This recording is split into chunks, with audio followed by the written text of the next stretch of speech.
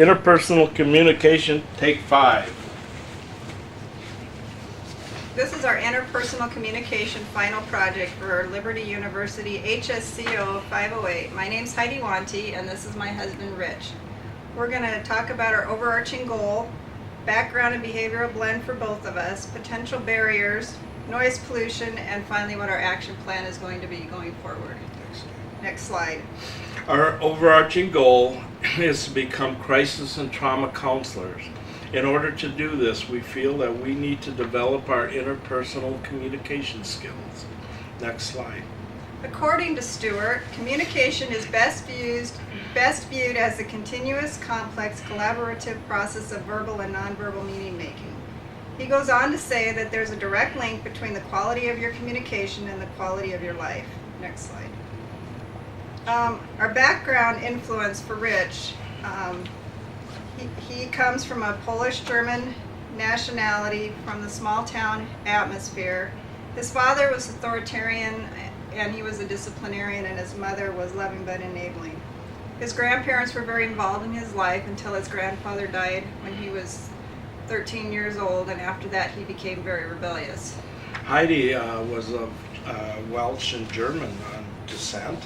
She was from a large city but moved around a lot. Her mother and father were authoritarians, but they divorced and she became a blended family, and with a very authoritative stepmother and stepfather, causing her to become rather rebellious in her teen years. Next slide.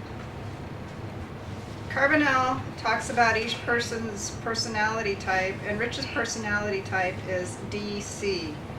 He's very task-oriented rather than people-oriented, both active and passive, and he's respected for his ability to know what needs to be done and the knowledge about how to do it. Next slide. Heidi is an SC, and she is more passive than active. She tends to be more reserved and outgoing. You don't jump into things and express your feelings openly, and she's people orientated but prefers to be one-on-one rather than in a large group. Next slide. Listening is a very crucial part of our counseling service. It's trying to understand the feelings of the other for his or her sake, completely accepting to what is being said without being judgmental, able to repeat what a person has said. It's a definite necessity and the most loving gift you can give another person. Next slide. The active and emotional involvement of the listener consists of 3 stages. There's the sensing stage, which is the active sensitivity to the emotional needs of the listener. The processing stage, which is when you remember and understand, comprehend what is being said. The responding stage, when you're using your nonverbal cues and kind of back channeling, question asking, indicate active attentive listening. Next slide. Potential barriers to our interpersonal communication for Rich is actually that he's a ritual listener. He tries to get along with everyone.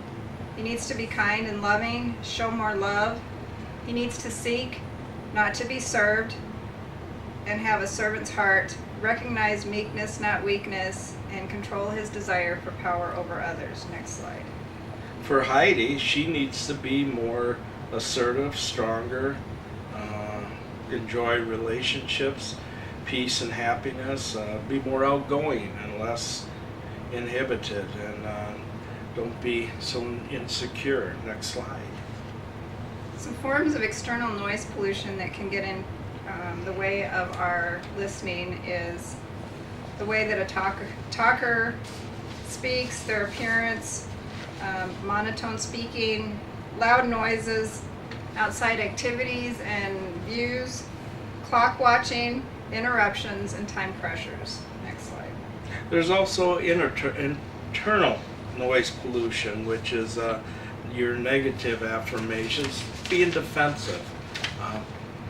Your belief system, your values, and your attitudes, maybe being fatigued after a long day of work, daydreaming, apathy, Those are all forms of listening practices.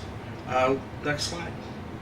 Rich and I are going to demonstrate two forms of communication skills. One is how not to communicate. We're not going to do that now, though. Well, why wouldn't we? It's where it says in the thing. No, I thought we were going to do that later. No, I think right here is a good spot for it. I don't think it would be. I think it would be later on would be a good spot. Why do you think that's the case? I just do. Okay, so that was an example of what not to do when you are communicating both personally and with your workers. Our next example is going to be how to correctly talk and listen when you are trying to communicate with a person. And Peterson came up with what is called the talker-listener cards, and each person has a responsibility based on which side the card is facing. This is an example of this is a talker-listener card. And on one side it says the talker and what he is to do, that he owns the problem. He's to share his feelings or hers, share their thoughts. But to do this without being accusing, attacking, labeling, or judging. The listener side of the card is that the individual listening does not own the problem. They are to provide safety and understanding, to clarify what the speaker is saying. They need to agree or disagree. Advising and defending are not some of the things that they should be doing. They just are there to listen. Next slide. So, honey, I have something I would like to discuss with you. Is now a good time to do that? Yes. Yes, it is. Thank you. I really appreciate the time that you're giving me. I just really feel overwhelmed right now, going to school and working full time and coming home, taking care of the house, and the listings to go on and on. I was just wondering if there would be any possible way for you to maybe pick up your socks and maybe put a dish in the dishwasher once in a while. Would that be possible? Well, what I'm hearing from you is that you feel you need a little more help around the house and you're a little overwhelmed. Is that right? That's correct, and I feel that if we could work more together, then I would have more time for us to do more enjoyable things. Okay, that sounds great. We can do that. Thank you for understanding and for listening to me. You're welcome. Now that is the correct way to do the talker-listener cards. Next slide. There is an action plan that we need to understand too. In order for me to be a better listener, I need to be empathetic, caring more about the individual than myself. I need to learn how to be less demanding of an individual and to learn how to speak the way that Jesus spoke to his followers. In order to do this, I want to spend more time in the Word and to become more Christ-like in my attitudes and my actions. Next slide.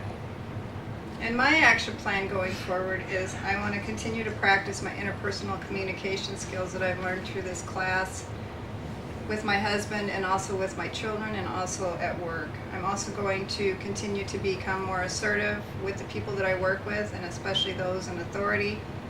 I'm going to work on my nonverbal communication skills. I'm going to learn what they mean and the correct way to use them. But most importantly, I'm going to spend even more time in the Word daily, learning to listen quietly, learning to listen for the still small voice of the Holy Spirit.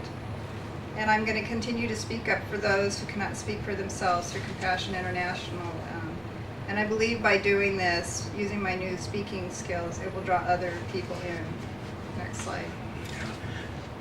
There are many Bible verses that talk about how Jesus wanted us to listen, how he wanted us to communicate with others. In Psalm 19:4, may the words of my mouth and the meditation in my heart be pleasing in your sight, O Lord, my rock and my salvation.